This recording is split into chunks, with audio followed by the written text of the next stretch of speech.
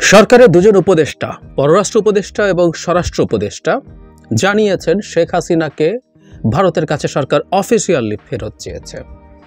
এটার জন্য note verbal পাঠিয়েছেন, সেটা জানিয়েছেন পররাষ্ট্র উপদেষ্টা এবং স্বরাষ্ট্র উপদেষ্টা। ভারতের সাথে যে আমাদের আসামি প্রত্যার্পণ চুক্তি আছে সেটা স্মরণ করিয়ে দিয়েছেন। এবং আমরা পরবর্তী সময়ে দেখলাম কয়েক ঘন্টার মধ্যেই ভারতে যে পররাষ্ট্র মন্ত্রণালয়ে ব্রিফিং হয়, সেখানে যিনি ব্রিফ করেন তাকে প্রশ্ন জিজ্ঞেস করা হয়েছিল। তারা জানিয়েছেন হ্যাঁ, তারা এই ধরনের অনুরোধ পেয়েছেন। তাদের করণীয় কী বা তারা কী করবেন সেই ব্যাপারে তিনি কোনো মন্তব্য করেননি। আমরা এটাই একটু বুঝতে চাইব যে সরকার হঠাৎ এই পরিবর্তন কেন। হ্যাঁ, একটা পরিবর্তন আছে খুব মেজর, এবং ভারত আসলে কি করতে যাচ্ছে, পরিবর্তনটা কি বোঝার জন্য আমরা একটু দেখব। 30 অক্টোবর আমাদের প্রধান উপদেষ্টা ফিনান্সিয়াল টাইমসকে একটা সাক্ষাৎকার দিয়েছিলেন। সেখানে শেখ হাসিনা সম্পর্কে কি বলছেন?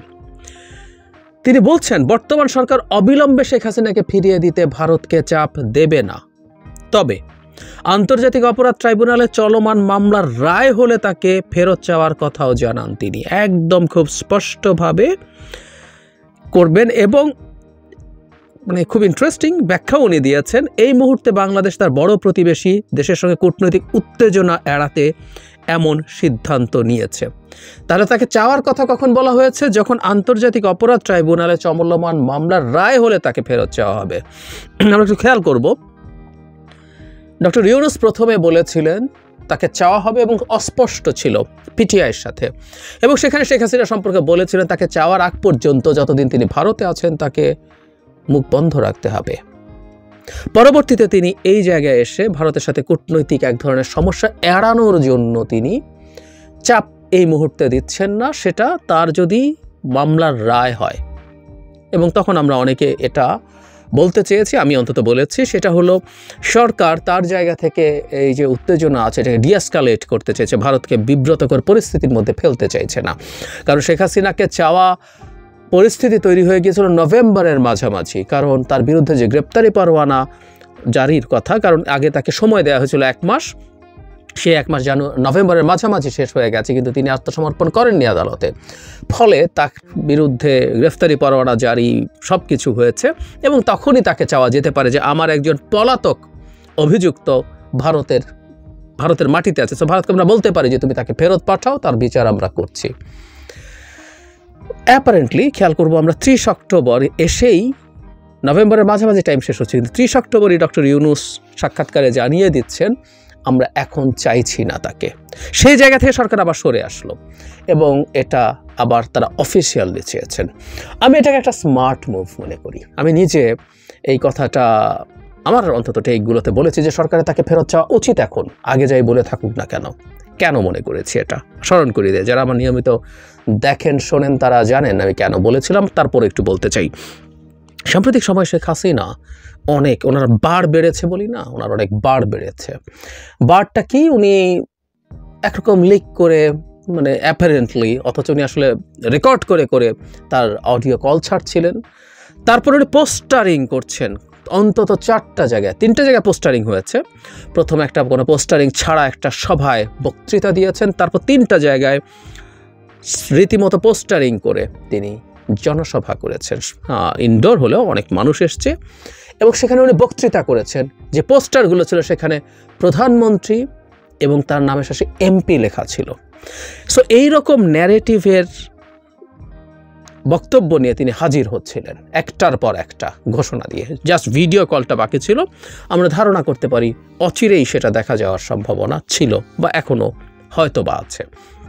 সো এই জায়গায় তার এই বার বাড়ার পর সরকার এটা খুব স্বাভাবিকভাবে নেওয়ার কোনো কারণ নেই।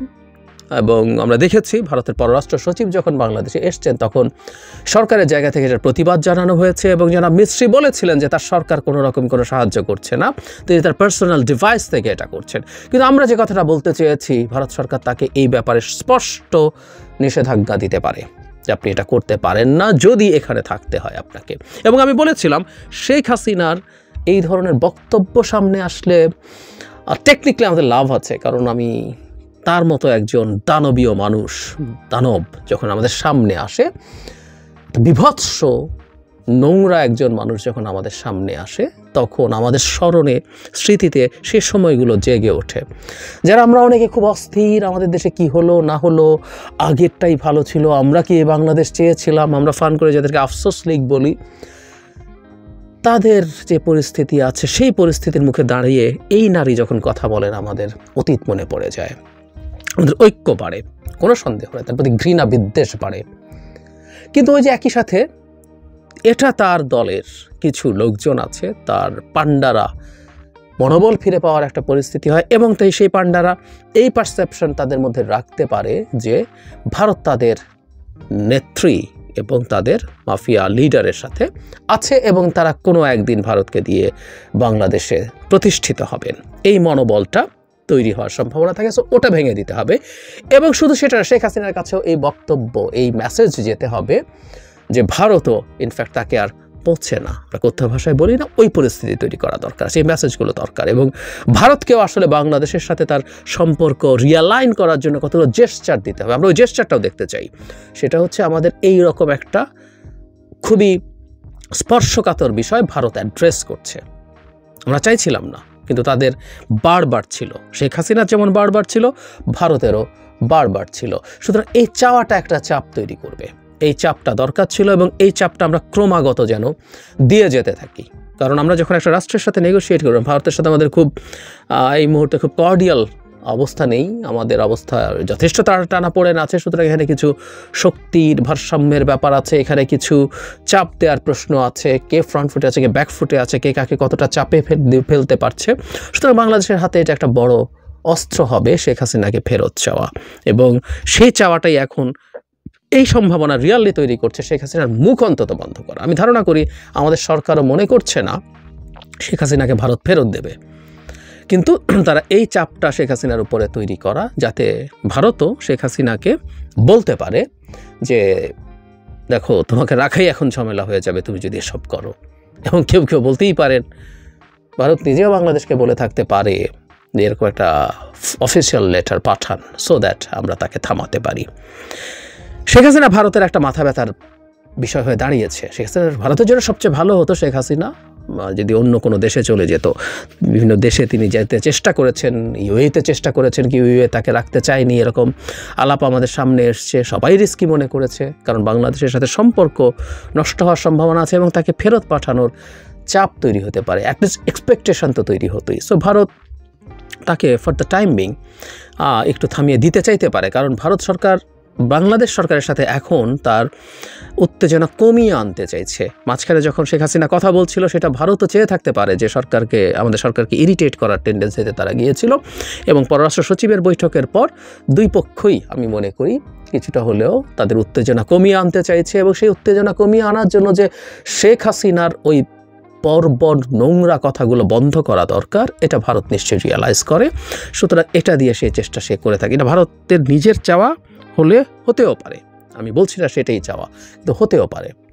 আর যদি নাও হয়ে থাকে, এই চাপটা দিয়ে ভারত বাধ্য হতে পারে শেখ হাসিনার মুখ বন্ধ করার জন্য। ভারত কি করবে? শেখ হাসিনাকে ফেরত দেবে না, এটা আমরা খুব ভালো মতো জানি। কারণ যে প্রত্যার্পণ চুক্তির কথা বলা হচ্ছে, ওর মধ্যে অনেকগুলো ক্লজ আছে যেগুলো দেখিয়ে টেকিয়ে এগুলো বন্ধ করা যায়। আর ক্লজ টজ আসলে ব্যাপার না, ভারত শেখ হাসিনাকে ফেরত দিতে পারে না।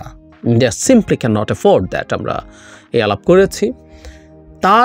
তাকে স্লেভের মতো করে সার্ভ করা একজন মানুষকে যদি ফেরত দেয়, তাহলে তার জন্য তো আসলে ভবিষ্যতে তার দালাল, তার স্লেভ হওয়ার জন্য আর কেউ রাজি হবে না, এটা করবে না। একই সাথে শেখ হাসিনা খুবই ভিনডিকটিভ মানুষ, সুতরাং তাকে যদি বাংলাদেশের সাথে ফেরত দেওয়া হয়, ভারত বাংলাদেশে কী করেছে আমরা অনেক কিছু জানি। যে সম্প্রতি গুমের ক্ষেত্রেও দেখেছি যে ভারত, আমরা জানতাম এগুলো, কিন্তু এখন তদন্তে বেরিয়ে আসছে ভারত জড়িত। ধরুন আমাদের যে বিডিআর ম্যাসাকার হলো, সেখানে তদন্ত কমিটিতে অনেক কিছু বেরিয়ে আসবে। শেখ হাসিনা অনেক কিছু বলে দেবেন, আরও অনেক কিছু, এই দেশকে কীভাবে ধ্বংস করে ভারতের হাতে তুলে দিয়েছেন। সো ভারত এই ভয়ে এটা কিছু করবে না। সর্বোচ্চ ভারত যেটা করতে পারে, শেখ হাসিনাকে থামাতে পারে।